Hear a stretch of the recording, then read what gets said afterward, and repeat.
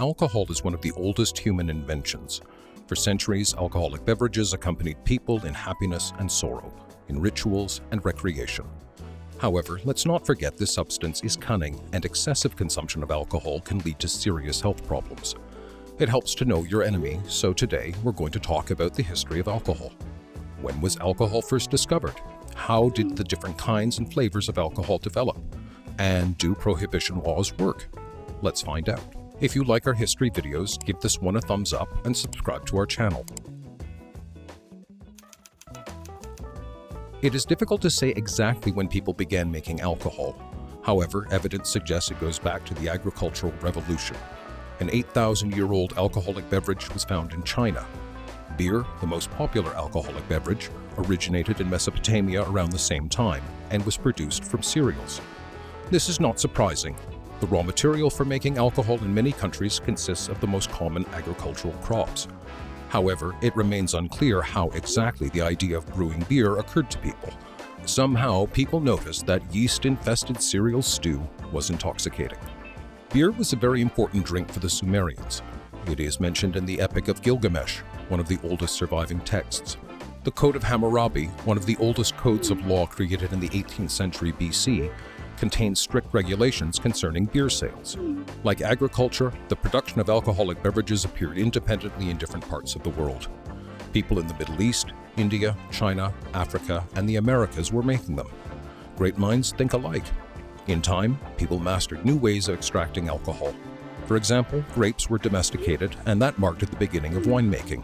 And soon, this method spread around the world. Alcohol has always been a significant part of human culture. It was consumed during ceremonies in ancient Greece and China. Alcohol was especially loved by the ancient Greeks. Wine quickly became one of the important symbols in arts and crafts. Greeks drank wine all the time. For example, ecclesia, a political assembly in Athens, could not do without it. Wine clearly helped the Greeks make important political decisions. History isn't just about names and dates. There is drama and captivating plot twists worthy of Game of Thrones or House of the Dragon. History consists of existing stories which help us understand how humankind developed. Check out our courses to learn more about world history and other subjects like philosophy, art, and psychology. Treat yourself and your loved ones to our gift certificate this Christmas. Find the link in the description of this video. However, drinking too much was condemned in ancient Greece. Moderation was considered one of the key virtues, but that only applied to everyday life. For example, at symposiums, ritualistic social gatherings, people drank to oblivion. A symposiarch, a person who presided over symposiums, was responsible for making sure everyone behaved themselves and remained within the bounds of decency. Nevertheless, Greek comedies and paintings show this wasn't always the case. Generally, ancient Romans had a similar attitude to wine. Wine was considered a democratic drink that everyone could quench their thirst with. The attitude towards alcohol gradually changed. Wine is one of the central symbols in Christianity. Wine signifies the blood of Christ. During one of the main Christian sacraments, the Eucharist, a person is united with God through the sacramental bread and wine. However, excessive consumption of alcohol was considered a sin. But that didn't stop people from drinking too much. In the Middle Ages, Europeans learned to distill alcohol. Soon, stronger drinks such as cognac, whiskey, schnapps, and vodka appeared. Mass production of sake began around the same time in Japan, while the Native Americans consumed low-alcohol drinks such as pulque, made from agave juice. Pulque was considered a sacred drink and could only be drunk during rituals. It seems that alcoholism was not a common problem among the indigenous peoples of America. Alcohol was also one of many troubles brought to America by Europeans. People who weren't used to strong alcohol quickly became addicted. As a result, alcoholism became very common in Central and South America. The arrival of Europeans was followed by the destruction of the Native American civilizations. People who had to face an existential crisis due to the collapse of their world became even more prone to look for happiness at the bottom of a bottle. Gin appeared in the Netherlands at the beginning of the 17th century. Dutch companies adopted the Eastern alcohol production method and experimented with distillation. By the end of the century, gin arrived in England. The increase in gin consumption coincided with the Glorious Revolution of 1688 and the ascension to the throne of William III, a Dutch king. However, William wasn't a big fan of gin, so the new Dutch king and the popularity of a drink originating from the Netherlands was an interesting coincidence which was often ridiculed. At first, the English didn't care much for gin. They fancied traditional beer. But in 1690, the government restricted the import of alcohol from abroad, and high-quality ingredients for beer making were heavily taxed. This new legislation benefited the aristocracy and the treasury. With time, the laws concerning alcohol import became more severe. Beer became much more expensive, so people switched to gin. Fortunately, this drink was easy to make, and all you needed was wheat. Cones, juniper, and other herbs were used to mask the taste of low-quality grain. Clean water was hard to come by in London at the time. Drinking gin was a more accessible and safer option than water. In addition, gin could be used to disinfect wounds and clean food.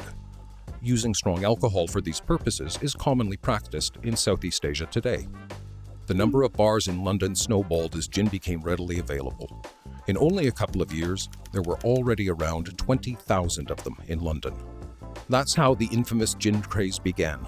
People consumed the drink in large quantities.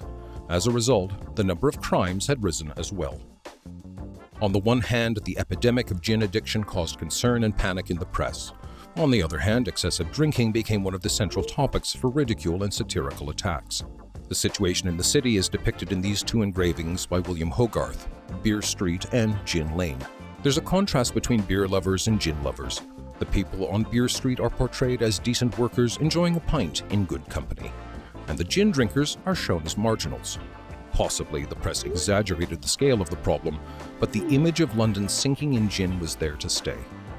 In an attempt to defeat alcoholism, the government brought beer back. Gin sales were limited, the beer taxes were lifted, and it was allowed to open public houses, so loved by the British today. The people were happy about the changes, but didn't start to drink less. They switched from gin back to beer. Alcohol can certainly lift up the spirits and help unwind. However, let's not forget that excessive consumption of alcohol can lead to serious health problems and cause social upheavals. So, naturally, there have been numerous attempts to ban alcohol consumption altogether. The so-called Prohibition laws tried to do just that. For example, a nationwide ban on the sale and import of alcoholic beverages was introduced in the 1920s in the US. Naturally, this led to an increase in black market activities and gave a start to bootlegging, backstreet alcohol production, and smuggling. As a result, organized crime flourished.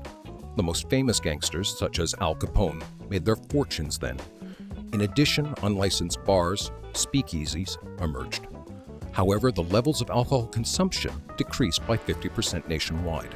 The same kind of drastic measures were taken in the USSR, namely an anti-alcohol campaign during Gorbachev's perestroika. Alcoholism was a big problem in the USSR.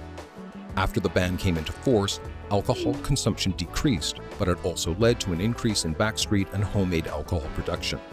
The prohibition laws in the USSR had a significant impact on the country's demography. The life expectancy of men, which was steadily dropping in the preceding decades, increased significantly and reached the highest point in the history of Russia. This record was broken only in the 2010s. The death rate also dropped dramatically, and so did the crime rate. However, the campaign had a dark side too. Mistakes in planning led to the complete destruction of vineyards in many regions, negatively affecting their economy. In the search for alcohol replacement, people began to consume low-quality drinks and take drugs. Alcohol was one of the primary sources of government income, and during the anti-alcohol campaign, the budget decreased significantly. As it so often happens, the road to hell is paved with good intentions. Alcohol kept people company for the majority of our history, and despite knowing the risks and dangers of alcohol, people aren't yet ready to give it up completely. What's your opinion about alcohol? Do you think it played a part in human history? Share your thoughts in the comments below. You don't have to read long and tedious textbooks to know your way around history. Our educational platform is perfect for those who want to learn new things from scratch. Check out our courses in history, philosophy, cinema, and much more. Subscribe to Art for Introvert and learn as much as you like. The link is in the description.